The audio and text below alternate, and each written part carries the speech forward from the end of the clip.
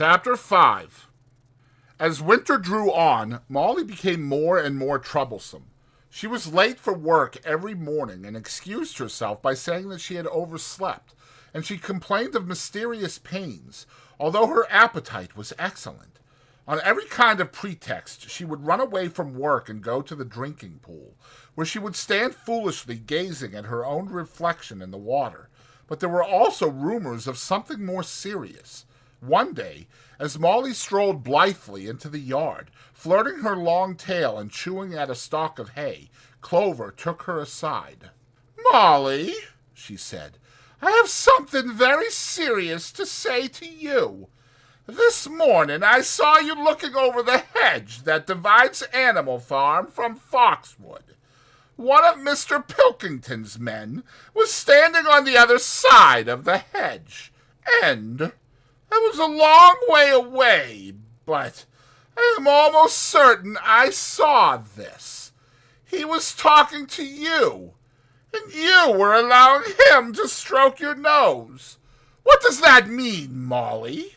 "He didn't. I wasn't. It isn't true," cried Molly, beginning to prance about and paw the ground. "Molly, look me in the face. Do you give me your word of honor that that man was not stroking your nose?" "It isn't true," repeated Molly, but she could not look Clover in the face, and the next moment she took to her heels and galloped away into the field. A thought struck Clover. Without saying anything to the others, she went to Molly's stall and turned over the straw with her hoof. Hidden under the straw was a little pile of lump sugar and several bunches of ribbon of different colors. 3 days later, Molly disappeared. For some weeks, nothing was known of her whereabouts. Then the pigeons reported that they had seen her on the other side of Willingdon. She was between the shafts of a smart dog cart painted red and black, which was standing outside a public house. A fat, red-faced man in chic breeches and gaiters, who looked like a publican, was stroking her nose and feeding her with sugar. Her coat was newly clipped, and she wore a scarlet ribbon round her forelock. She appeared to be enjoying herself, so the pigeons said. None of the animals ever mentioned Molly again. In January, there came bitterly hard weather. The earth was like iron, and nothing could be done in the fields. Many meetings were held in the big barn, and the pigs occupied themselves with planning out the work of the coming season. It had come to be accepted that the pigs, who were manifestly cleverer than the other animals, should decide all questions of farm policy, though their decisions had to be ratified by a majority vote. This arrangement would have worked well enough if it had not been for the disputes between Snowball and Napoleon. These two disagreed at every point where disagreement was possible. If one of them suggested sowing a bigger acreage with barley, the other was certain to demand a bigger acreage of oats, and if one of them said that such and such a field was just right for cabbages, the other would declare that it was useless for anything except roots. Each had his own following, and there were some violent debates. At the meetings, Snowball often won over the majority by his brilliant speeches, but Napoleon was better at canvassing support for himself in between times. He was especially successful with the sheep. Of late, the sheep had taken to bleating, 4 legs good, 2 legs bad, both in and out of season, and they often interrupted the meeting with this. It was noticed that they were especially liable to break into 4 legs good, 2 legs bad at crucial moments in Snowball's speeches. Snowball had made a close study of some back numbers of the Farmer and Stock Breeder, which he had found in the farmhouse, and was full of plans for innovations and improvements. He talked learnedly about field drains, silage, and basic slag, and had worked out a complicated scheme for all the animals to drop their dung directly in the fields, at a different spot every day to save the labor of cartage. Napoleon produced no schemes of his own, but said quietly that Snowball's would come to nothing, and seemed to be biding his time. But of all their controversies, none was so bitter as the one that took place over the windmill. In the long pasture not far from the farm buildings, there was a small knoll which was the highest point on the farm. After surveying the ground, Snowball declared that this was just the place for a windmill, which could be made to operate a dynamo and supply the farm with electrical power. This would light the stalls and warm them in winter, and would also run a circular saw, a chaff cutter, a mango slicer, and an electric milking machine. The animals had never heard of anything of this kind before, for the farm was an old-fashioned one, and had only the most primitive machinery. And they listened in astonishment while Snowball conjured up pictures of fantastic machines which would do their work for them while they grazed at their ease in their fields or improved their minds with reading and conversation. Within a few weeks, Snowball's plans for the windmill were fully worked out. The mechanical details came mostly from 3 books which had belonged to Mr. Jones. 1,000 Useful Things to Do About the House, Every Man His Own Bricklayer, and Electricity for Beginners. Snowball used as his study a shed which had once been used for incubators and had a smooth wooden floor suitable for drawing on. He was closeted there for hours at a time, with his books held open by a stone, and with a piece of chalk gripped between the knuckles of his trotter. He would move rapidly to and fro, drawing in line after line and uttering little whimpers of excitement. Gradually, the plans grew into a complicated mass of cranks and cogwheels, covering more than half the floor, which the other animals found completely unintelligible but very impressive. All of them came to look at Snowball's drawings at least once a day. Even the hens and ducks came, and were at pains not to tread on the chalk marks. Only Napoleon held aloof. He had declared himself against the windmill from the start. One day, however, he arrived unexpectedly to examine the plans. He walked heavily round the shed, looked closely at every detail of the plans, and snuffed at them once or twice, then stood for a little while contemplating them out of the corner of his eye. Then suddenly he lifted his leg, urinated over the plans, and walked out without uttering a word. The whole farm was deeply divided on the subject of the windmill. Snowball did not deny that to build it would be a difficult business. Stone would have to be carried and built up into walls. Then the sails would have to be made, and after that there would be need for dynamos and cables. How these were to be procured, Snowball did not say. But he maintained that it could all be done in a year, and thereafter, he declared, so much labor would be saved that the animals would only need to work 3 days a week. Napoleon, on the other hand, argued that the great need of the moment was to increase food production, and that if they wasted time on the windmill, they would all starve to death. The animals formed themselves into 2 factions under the slogan, "Vote for Snowball and the 3-day week," and "Vote for Napoleon and the full manger." Benjamin was the only animal who did not side with either faction. He refused to believe either that food would become more plentiful or that the windmill would save work.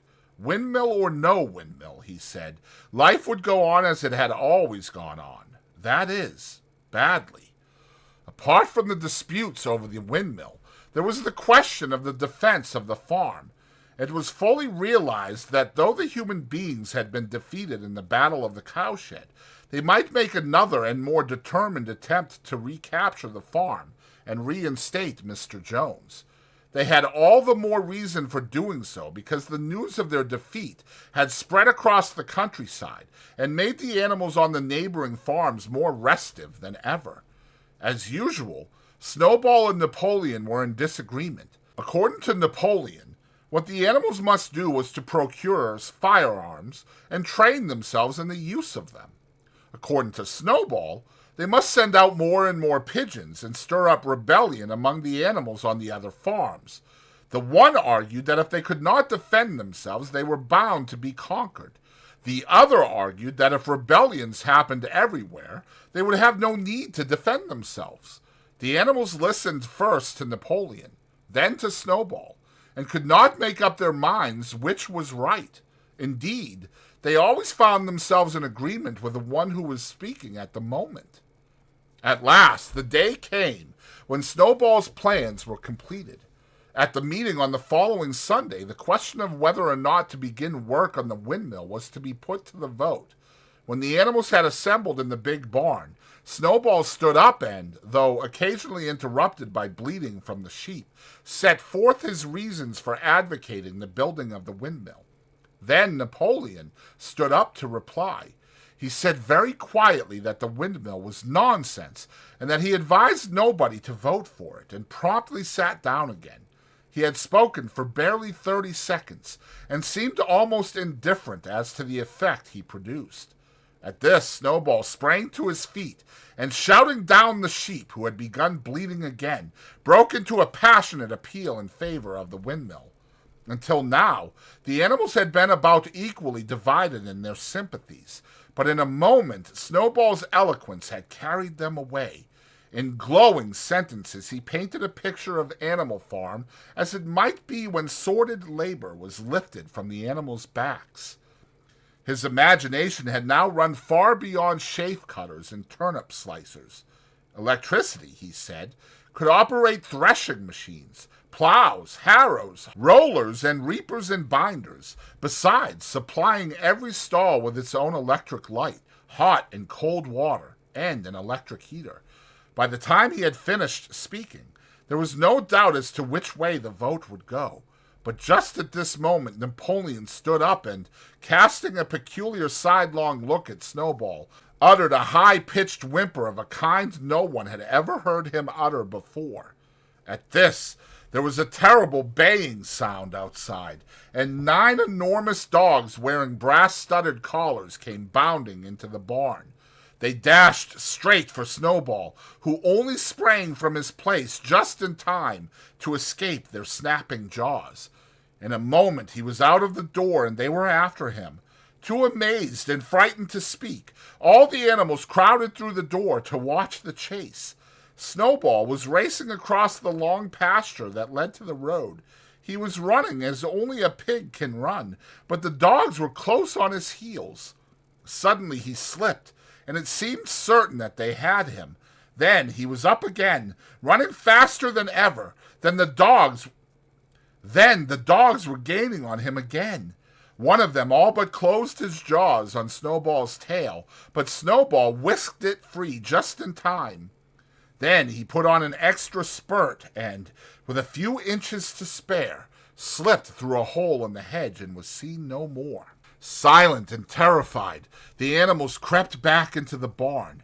In a moment the dogs came bounding back. At first, no one had been able to imagine where these creatures came from, but the problem was soon solved. They were the puppies whom Napoleon had taken away from their mothers and reared privately. Though not yet full-grown, they were huge dogs, and as fierce-looking as wolves.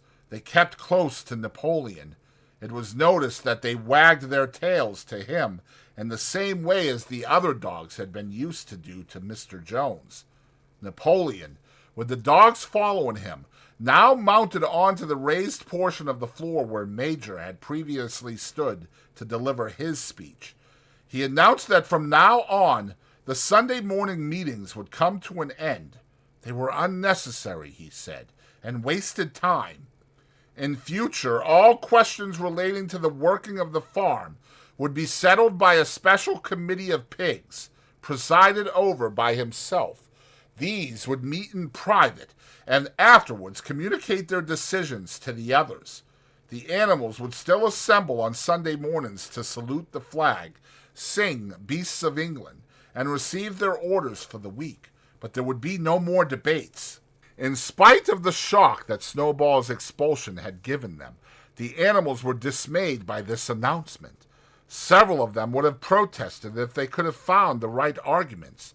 Even Boxer was vaguely troubled. He set his ears back, shook his forelocks several times, and tried hard to marshal his thoughts. But in the end he could not think of anything to say. Some of the pigs themselves, however, were more articulate. 4 young porkers in the front row uttered shrill squeals of disapproval, and all 4 of them sprang to their feet and began speaking at once. But suddenly the dogs sitting round Napoleon let out deep, menacing growls, and the pigs fell silent and sat down again. Then the sheep broke out into a tremendous bleating of 4 legs good, 2 legs bad, which went on for nearly a quarter of an hour and put an end to any chance of discussion. Afterwards, Squealer was sent round the farm to explain the new arrangement to the others. "Comrades," he said, "I trust that every animal here appreciates the sacrifice their comrade Napoleon has made in taking this extra labor upon himself. Do not imagine, comrades, that leadership is a pleasure. On the contrary, it is a deep and heavy responsibility. No one believes more firmly than Comrade Napoleon that all animals are equal. He would be only too happy to let you make your decisions for yourselves, but sometimes you might make the wrong decisions, comrades, and then where should we be? Suppose you had decided to follow Snowball. With this moonshine of windmills, Snowball, who as we know now was no better than a criminal." "He fought bravely at the Battle of the Cowshed," said somebody.